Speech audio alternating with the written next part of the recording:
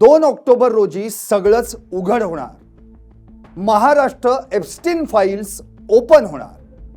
भोंदू बाबा अशोक खरातवर येतोय एक सनसनाटी चित्रपट, Maharashtra Epstein files. Bigg Boss Marathi fame Deepali Sayyad Rupali चाकणकरांच्या भूमिकेत. मग अशोक खराची भूमिका कोण साकारणार? 2 ऑक्टोबर रोजी सगळंच उघड होणार. महाराष्ट्र एप्स्टीन फाइल्स ओपन होणार. नाशिकचा ढोंगी बाबा अशोक खराच्या लैंगिक शोषण आणि 47 कोटींच्या आर्थिक घोटाळ्यावर आधारित महाराष्ट्र एप्स्टीन फाइल्स या चित्रपटाचा टीझर नुकताच रिलीज झाला. या चित्रपटात Bigg Boss Marathi fame Deepali Sayyed या रुपाली चाकणकरांच्या भूमिकेत झळकणार आहेत. तसं टीझरमध्येही दिसून येत आहे.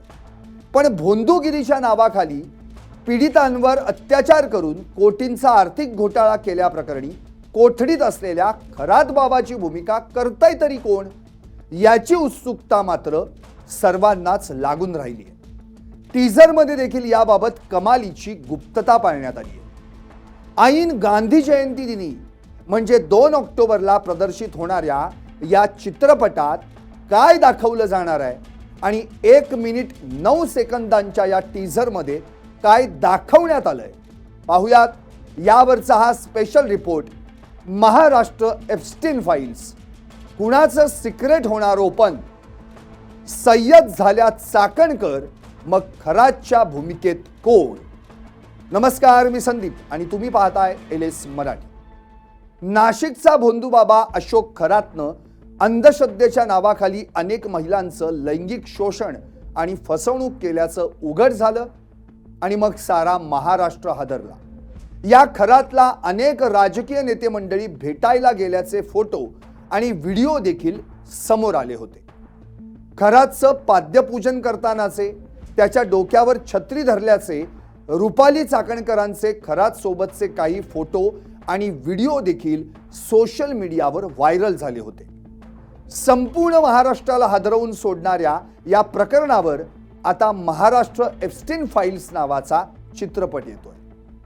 अभिनेत्री दीपाली सय्यद यांनी त्यांच्या फेसबुकवर पोस्ट केलेल्या माहितीनुसार फ्लेमिंगो क्रिएशन आणि मातोश्री एंटरटेनमेंट वर्ल्ड प्रस्तुत महाराष्ट्र एप्स्टीन फाइल्स हा चित्रपट 2 ऑक्टोबर 2026 रोजी प्रदर्शित होणार आहे.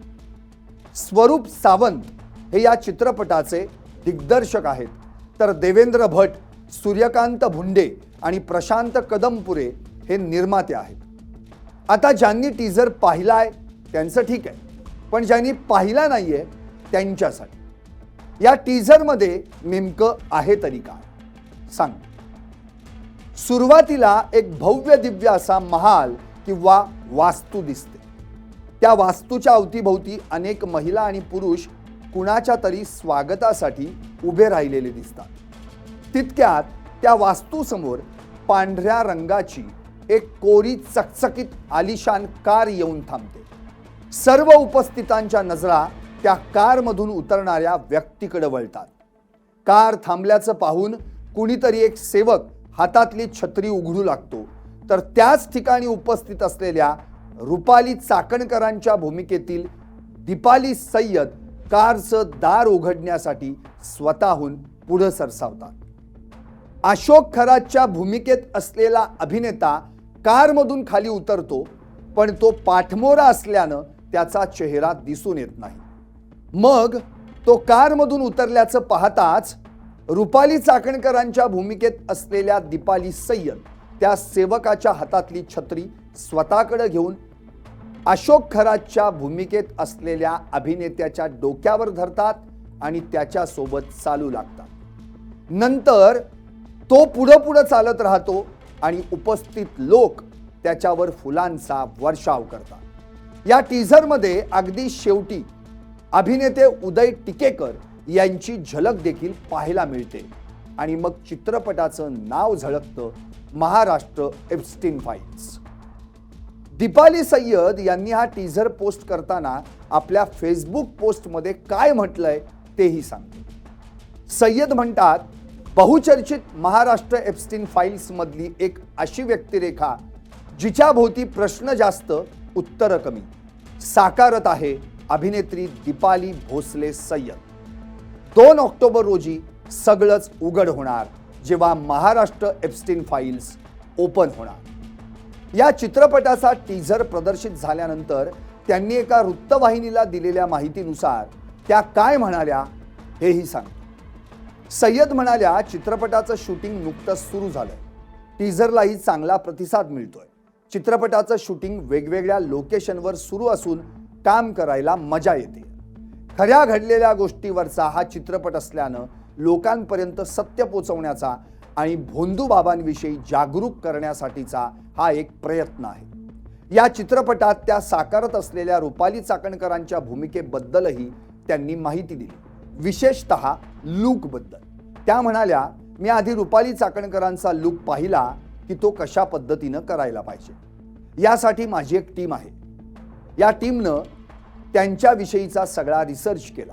त्या कोणत्या प्रकारच्या साड्या नेसतात, कशा पद्धतीनं नेसतात, त्यांची हेअरस्टाईल कशा पद्धतीनं असते, दागिने काय घालतात, हे सगळं सर्च केल्यानंतर पहिल्या दिवशी आम्ही तो लुक केला। मग फोटोशूट वगैरे झालं, त्यातून कळलं की हा लुक बरोबर जातोय। मग त्या पद्धतीनं आम्ही ठरवलं।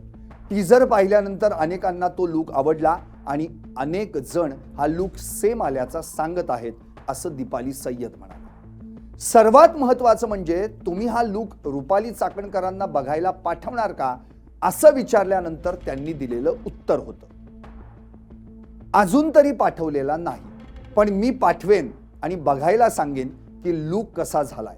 इतकंच नव्हे तर चित्रपट आल्यानंतर तो सगळेच पाहणार आहेत, पण त्यांनीही हा चित्रपट पाहावा। या चित्रपटात नेमकं काय दाखवलंय, कसं दाखवलंय हे त्यांनी पाहावं, कारण या प्रकरणात जे जे इन्व्हॉल्व आहेत त्यांनी हा चित्रपट पाहावा, असं म्हणायलाही दीपाली सय्यद विसरल्या नाही। एकूणच काय तर सध्या तरी या चित्रपटातील फक्त 2च कलाकारांची नावं समोर आली आहेत, ती म्हणजे दीपाली सय्यद आणि उदय टिकेकर। टीझर पाहिल्यानंतर अशोक खरातच्या भूमिकेत नेमका कोणता अभिनेता पाहायला मिळणार आहे याबाबत मात्र प्रेक्षकांमध्ये उत्सुकता पाहायला मिळते।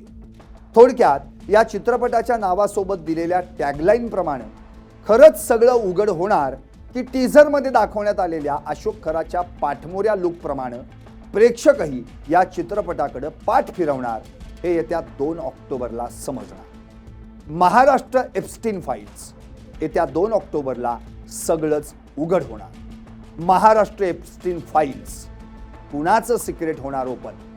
दीपाली सय्यद झाल्या रुपाली चाकणकर, मग अशोक खरात हो? तुम्हाला काय वाटतं? भाव व्यक्त आणि पाहत रहा LS मराठी फक्त।